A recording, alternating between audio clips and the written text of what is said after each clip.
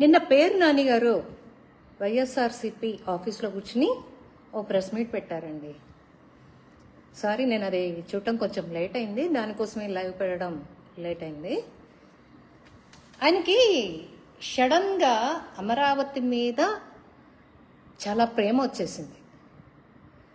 2019 నుంచి 2024 వరకు కూడా ప్రజలు 11 సీట్లు ఇచ్చి కూర్చోబెట్టే వరకు కూడా వాళ్ళకి అమరావతి మీద సోయలేదు. అసలు దాని మీద ఒక నిర్ణయం కానీ 3 రాజధానుల 3 ముక్కల ఆట ఆడుతూ కాలక్షేపం చేసిన ఈ పెద్ద మనుషులు ఇవాళ వచ్చి అమరావతి మీద తెగ ప్రేమ ఒలకబోస్తున్నారు. రైతులకు ఏదో ఫ్లాట్ల పంపిణీలో ఏదో అన్యాయం జరుగుతుంది, ఎయిర్పోర్ట్లు కడుతున్నారు, గన్నవరం ఎయిర్పోర్ట్ ఉండంగా ఇదెందుకు కడుతున్నారు అంటూ ఏదో కొంత వాళ్ళ ఉనికిని చాటుకుంటూ ఓ ప్రెస్ మీట్ పెట్టారండి. సరే, దీని గురించి మళ్ళీ మాట్లాడుకుందామండి. పోతే ఈ ప్రెస్ మీట్లో పెమ్మసాని చంద్రశేఖర్ గారి గురించి మాటలు తూలారు. ఏంటో జెండా పట్టుకోని వ్యక్తి, 5 ML కూడా చెమట దారపోయిన వ్యక్తి అంటూ. అసలు పేరు నాని గారు, మీకు అసలు పెమ్మసాని గారి గురించి ఏమి తెలుసు అని మీరు ఆయన విమర్శించే అర్హత మీకు వచ్చింది? మాట జారే తత్వం మీకు వచ్చింది? గెట్అవుట్ అన్నారా? ఎవరిని అన్నారు గెట్అవుట్ అని మీకు తెలుసా? రైతుల్ని గెట్అవుట్, ఐ నో ఎవ్రీథింగ్, ఇట్లా సార్ మాట్లాడానట్టు మీరు మాట్లాడుతున్నారు. ఆయన అలా ఎప్పుడు మాట్లాడారో మీరు చెప్తే బాగుంటుంది. ఇకపోతే పార్టీ జెండా పట్టుకోలేదని 5 ML కూడా చెమట కార్చకుండా వచ్చి డబ్బులు అమెరికాలో సంపాదించుకొచ్చిన డబ్బుల్ని పెట్టి ఆయన సెంట్రల్ మినిస్టర్ అయ్యారని చెప్పి మీ నోటికి ఏది వస్తే అది మాట్లాడటం జరిగింది.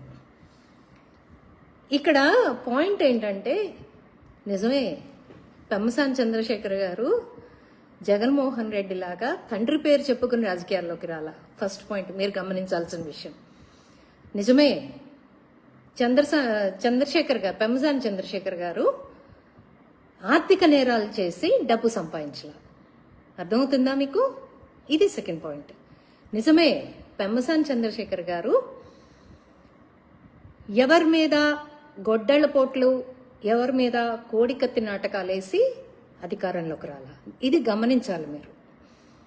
పెమ్మసాని చంద్రశేఖర్ గారు ఆయన మేధో సంపత్తి మీద బిజినెస్ చేసి సంపాదించుకున్న సొమ్ముతోటి ఆయన ఇవాళ విలాసవంతమైన జీవితం ఎంజాయ్ చేసే పరిస్థితులు ఉన్నా ఇవాళ మీలాంటి థర్డ్ గ్రేడెడ్ పర్సన్స్ చేత ప్రజల కోసం పనిచేయడానికి వచ్చిన వ్యక్తి మాట పడుతున్నారు మీలాంటి వాళ్ళ చేత.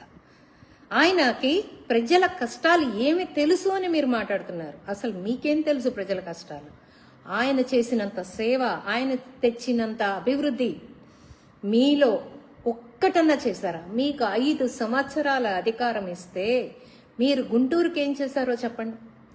Nandivelugu bridge flyover, Guntur east నుంచి నందివేలుగు వరకు ఫ్లైఓవర్ వేస్తే దాదాపుగా ఒక జస్ట్ దాన్ని ఏమంటారంటే జస్ట్ కనెక్టివిటీ ఒకటే మిగిలిన ఉన్న బ్రిడ్జిని కనీసం చిన్న రాయి కూడా మూవ్ చేయలేని పరిస్థితి మీది. కానీ ఇవాళ అదే పెమ్మసాని చంద్రశేఖర్ గారు వచ్చిన తర్వాత అది ఆగమేఘాల మీద పూర్తవుతున్న ప్రాజెక్ట్. గమనించారో లేదో, ఆయన వచ్చిన తర్వాత 7 ROBలు వచ్చినాయి, కొన్ని వేల కోట్ల పెట్టుబడులు వచ్చినాయి. ఆయన వచ్చిన తర్వాత గుంటూరు GGH ఎలా మారిందో, ఎలా రూపురేఖలు దిద్దుకుందో, ఎంతమందికి ఎన్ని సహాయాలు జరుగుతున్నాయో మీకు తెలుసా?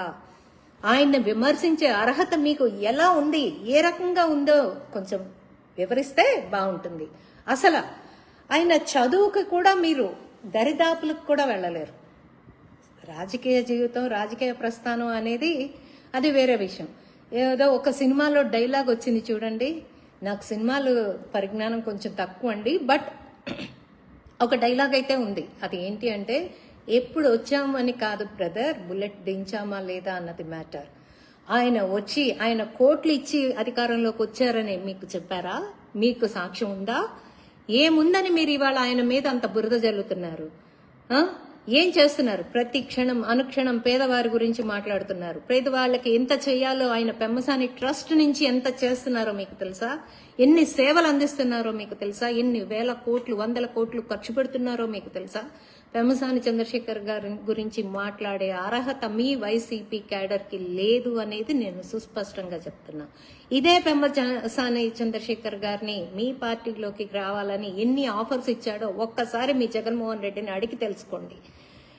ఆయన విలువలు కలిగిన వ్యక్తి కాబట్టి మీ ప్రలోభాలకి తలొగ్గకుండా తెలుగుదేశం పార్టీ మీదే ఆయన నిలబడి ఆయన పార్టీ జెండా మోయలేదని చెప్తున్నారు. ఎవరు చెప్పారు మీకు? 2014 ముందు నుంచి కూడా ఆయన పార్టీకి ఎంత నిలబడ్డారో, ఎన్ఆర్ఐగా అక్కడ ఎన్నెన్ని కార్యక్రమాలు తలపెట్టారో మీకు తెలుసా? ఏం తెలుసని మాట్లాడుతున్నావు మిస్టర్ పేరు నాని గారు? ఒక వ్యక్తి మీద విమర్శాస్త్రం విసరటం అనేది మీకు పుట్టుకతో వచ్చిన విద్య, మీ అలవాటు చేసుకున్న విద్య. అది విమర్శ నోటి మాటేగా, నరం లేని మాటేగా, ఎటైనా మాట్లాడొచ్చని ఒక అలా అగ్గిపుల్ల గీసి వదిలేస్తున్నారు. ఆయనేమి పుట్టుకతో కోటీశ్వరుడు కాదు. మీ జగన్మోహన్ రెడ్డి లాగా ఫ్యాక్షన్ కుటుంబాల నుంచి రాలేదు. ప్రతి రూపాయి, ప్రతి కష్టం, ప్రతి పేదవాడి కష్టం చూసి పెరిగిన వ్యక్తి. పేదవాడిగా మధ్యతరగతి కుటుంబంలో ఒక వ్యక్తి పడే బాధలేంటో చూసి పెరిగిన వ్యక్తి. తన్ని తాను మలుచుకుని తను వ్యవస్థ కోసం, తను నమ్మిన వ్యవస్థ కోసం, తను తీర్చిదిద్దాలన్న వ్యవస్థ కోసం పాటుపడుతున్న వ్యక్తి, అహర్నిశలు పాటుపడుతున్న వ్యక్తి పెమ్మసాని చంద్రశేఖర్ గారు. ఇంకొకసారి ఆయన గురించి విమర్శించే ముందు 100 సార్లు ఆలోచించి విమర్శలు చేస్తారని ఆశిస్తున్నాను. గుంటూరు ఏ రకంగా అభివృద్ధి చెందుతుందో మీరే చూస్తున్నారు. పేదవాడికి ఒక దగ్గర నిన్న ఒక వీడియో చూశానండి, ప్రతిపాడులో అంట. అయ్యా నేను అంగవైకల్యంతో ఉన్నాను, ఎన్నో ప్రభుత్వాలు వచ్చినాయి, ఎంతో మంది రాజకీయ వ్యక్తులను అడుగుతున్నాను, కానీ నాకు ఒక ట్రైసైకిల్ ఇవ్వమంటే ఇవ్వని రాజకీయ నాయకుల్ని చూశానంటే వారం రోజుల లోపల ఆ వ్యక్తికి ట్రైసైకిల్ ఇచ్చిన మానవతావాది పెమ్మసాని చంద్రశేఖర్ గారు. తెలిసే విధంగా మీరు గోరంత చేసి కొండంత ప్రచారం చేసుకోవడం మీ వైసీపీ వాళ్ళకి వెన్నతో పెట్టిన విద్య. కానీ అదే పెమ్మసాని చంద్రశేఖర్ గారు కొండంత చేసి గోరంత కూడా ప్రచారం అవసరం లేదు అనుకుంటున్న వ్యక్తి పెమ్మసాని చంద్రశేఖర్ గారు. సో ఇక ముందు పెమ్మసాని గారి ముందు మాట్లాడేటప్పుడు కొంచెం ఆచితూచి మాట్లాడటం అలవాటు చేసుకోండి. ఆయన సిస్టమాటిక్ గా ఉండే వ్యక్తి కాబట్టి, డిసిప్లిన్ గా ఉండే వ్యక్తి కాబట్టి ఒక చిన్న మీటింగ్ లో ఫోన్స్ అన్ని డ్రాప్ చేసి పెట్టండి, మనకు పని జరగటం ముఖ్యం, అమరావతికి సంబంధించిన పని జరగటం ముఖ్యం అని 2-3 సార్లు హెచ్చరిస్తే ఒక పెద్ద ఆయన దగ్గర ఫోను మోగటం వల్ల ప్లీజ్ మీరు బయటికి వెళ్ళి మాట్లాడుకోండి అన్న పాపానికి ఇవాళ మీరు యూ గెట్ అవుట్ అన్నారని చెప్పి పెమ్మసాని గారి మీద భయంతో మీరు ఇలా ఆయన ఉంటే మీ పప్పులేమి ఉడకవనే ఒక భయంతో ఇలా తప్పుడు ప్రచారాలు చేయటం అనేది తప్పు అని నేను ఖండిస్తున్నాను. ఇకపోతే సబ్జెక్ట్లోకి వద్దాం. అమరావతి రాజధానిగా ఎప్పుడు ప్రకటించారు మిస్టర్ పేరు నాని గారు? సమైక్యాంధ్ర నుంచి ఆంధ్ర రాష్ట్రం విడిపోయినప్పుడు 2014లో విడిపోయినప్పుడు భూమి సేకరణ జరుగుతున్న తరుణంలో జగన్మోహన్ రెడ్డి నేను దానికి సమ్మతమే అని చెప్పిన మాట నిజం కాదా? చెప్పిన వ్యక్తి 30,000 ఎకరాలు ఉంటే నాకు ఎలాంటి అభ్యంతరం లేదని అసెంబ్లీ సాక్షిగా చెప్పి నేను ఇక్కడే ఇల్లు కట్టుకుంటున్నాను, ఇక్కడే ఉంటాను అని చెప్పి అసలు అమరావతిని మీద మొదటి నుంచి విషం కక్కుతున్న జగన్మోహన్ రెడ్డి పెడుతున్న గండాలన్నింటినీ దాటుకుంటూ నారా చంద్రబాబు నాయుడు గారు 18 నెలల ముందు, అంటే 2019 ముందు ఎలక్షన్ వచ్చే 18 నెలల ముందు అమరావతి కన్స్ట్రక్షన్ మొదలు పెడితే 360 కిలోమీటర్ల రోడ్డు వేయటం జరిగింది. ఎయిమ్స్ హాస్పిటల్ కన్స్ట్రక్ట్ చేయటం జరిగింది. ఆ టైంలోనే, ఆ 18 నెలల్లోనే హైకోర్టు కన్స్ట్రక్షన్ పూర్తయింది. ఎమ్మెల్యే క్వార్టర్స్ దాదాపుగా 50 to 60% కంప్లీట్ చేయడం జరిగింది. ఎస్ఆర్ఎం కాలేజీ, అమృత కాలేజీ ఇవన్నీ సగం పైన పూర్తవడం జరిగింది. ఎప్పుడైతే మిమ్మల్ని నమ్మి అమరావతి రాజధానిగా మీరు ఉంచుతారు, మీరు ఇంకేదో చేస్తారు అని మిమ్మల్ని నమ్మి ఆంధ్ర రాష్ట్ర ప్రజలు మీకు 1 ఛాన్స్ ఇచ్చి 2019లో మీ చేతిలో ఎప్పుడైతే అమరావతిని మీ చేతిలో పెట్టడం జరిగిందో ఆ రోజే అమరావతి అనేది బీడు భూమిగా మారటం జరిగింది. ఆ రోజున మీరు గనక ఆ 5 సంవత్సరాలు దాన్ని అభివృద్ధి చేసుంటే ఇవాళ రైతుకి కష్టం వచ్చి ఉండేదా అని నేను ప్రశ్నిస్తున్నాను. మీరెందుకు దాన్ని ఆపారు? మరి ఆ రోజున మీరెందుకు ఫ్లాట్స్ ఇవ్వలేకపోయారు? పొలాలు ఇచ్చిన రైతులకి ఫ్లాట్స్ మీరెందుకు అలాట్ చేయలేకపోయారు? అమరావతి రాజధానిగా మీరెందుకు నిలబడలేకపోయారు? మీరన్నదేగా, మీరు ఒప్పుకున్నదేగా. ఆ రోజున మరి మీరు ఇవాళ ఏదో రైతుకు అన్యాయం జరిగిపోతుందని మాట్లాడుతున్న మీరు మరి ఆ రోజున మీరు ఎందుకు చేయలేకపోయారు? అసలు మీకు అమరావతి గురించి మాట్లాడే అర్హత ఉందా? ఆ హక్కుందా? ప్రతి రైతు నడి రోడ్డు మీదకి వచ్చి అరణ్యరోధన చేసిందే మేము కళ్ళారా చూసాం. రైతు భవిష్యత్తుని పణంగా పెట్టి 30,000 ఎకరాలు 34,000 ఎకరాలు ఇస్తే మీరు ఏం చేశారండి? దాన్ని 3 ముక్కల ఆటగా మీరు ఉపయోగపెట్టుకున్నారు. సరే పోతే పోనీ అని మీకు అధికారం ఇస్తే మీరేమన్నా దాన్ని అభివృద్ధికి చేశారా? అది ఎందుకు పనికిరాదు, నీట మునిగిపోతోంది అని చెప్పి అబద్ధాలు ప్రచారం చేశారు. ఒక పక్కన 3 పంటలు పండే భూమి అని మీరే ప్రచారం చేస్తారు. ఒక పక్కన అదే భూమి వరదకి ముప్పొస్తే మునిగిపోతుంది అని చెప్పి మీరే ప్రచారం చేస్తున్నారు. ముప్పుకి గురయ్యే భూమి ఎలా 3 పంటలు పండుతుంది అని చెప్పి అదే రైతు ప్రశ్నిస్తున్నాడు. మీ దగ్గర సమాధానం ఉందా? లేదు. వర్షం వస్తుందంట, నీళ్లు తోడాలంట. ఎక్కడైనా సరే మెరక ప్రాంతంగా చేస్తున్నప్పుడు కొంత ఇబ్బందులు కలగటం సర్వసాధారణం. ప్రతిదీ బూచిగా చూపించి అమరావతిని చంపేయాలనే మీ ఆలోచన ఏదైతే ఉందో దాన్ని విరమించుకుంటే మంచిది. ఆంధ్రుడా చెప్తున్నాను నేను, అమరావతిని కాపాడుకున్నాం. ఈ రోజున ఈ వైసీపీ మూకలు మళ్లీ దాని మీద విష ప్రచారం చేసి అబద్ధ ప్రచారం చేసి గన్నవరంలో పొలాలు ఇస్తే ఇక్కడ ఏదో ఎక్కువ ఇస్తున్నారు అంటున్నారు. గన్నవరంలో ఆల్రెడీ డెవలప్ అయిన ఏరియా అండి. అక్కడ ఇచ్చిన వాళ్ళకి ఇక్కడ ఇస్తున్నందుకు వాళ్ళు ఒప్పుకున్నందుకు నిజంగా మెచ్చుకోవాలి. వాళ్ళు ఇక్కడ తీసుకోవడానికి ఒప్పుకున్నందుకు. ఎందుకంటే గన్నవరం అనేది ఆల్రెడీ డెవలప్డ్ ఏరియా, ఇది ఇప్పుడిప్పుడు డెవలప్ అవుతున్న ఏరియా. ఇక్కడ తీసుకుంటున్నందుకు ఆ భూమి ఇచ్చిన పెద్దలు ఎవరైతే ఉన్నారో వాళ్ళని నిజంగా నేను మెచ్చుకోవాలనుకుంటున్నాను. మీ ఏడుపేంటి? ఇప్పుడు అక్కడ అశ్విని దత్ గారికి ఉండుంటే ఆయనకి ఇక్కడికి ఇవ్వాలి కదా. ఎవరికి దానాలు ధర్మాలు అయితే ఎవరు చేయరు కదా. ల్యాండ్ అలాట్మెంట్ చేయించుకుంటారు కదా. అమరావతి గురించి మాట్లాడే అర్హత ఈ వైసీపీ వాళ్ళకి అస్సలు ఏమాత్రం కూడా లేదు. అభివృద్ధి జరగట్లేదు అంటున్నారు. 1,00,000 కోట్లు పెట్టుబడి పెట్టున్నారు అంటున్నారు. అభివృద్ధి పనులు జరగట్లేదా? మీరు రండి, నేను వస్తాను. ఎంత పనులు జరుగుతున్నాయో చూద్దాం పదండి. రేయింబగళ్ళు ఎంత పనులు జరుగుతున్నాయో చూద్దాం పదండి. అమరావతి శ్మశానం గ్రాఫిక్స్ అని క్రియేట్ చేసిన మీరు ఇవాళ దాన్ని వెనక్కి తీసుకోవాల్సిన సమయం ఆసన్నమైంది. ఎంత కించబరిచి మాట్లాడారు అమరావతిని.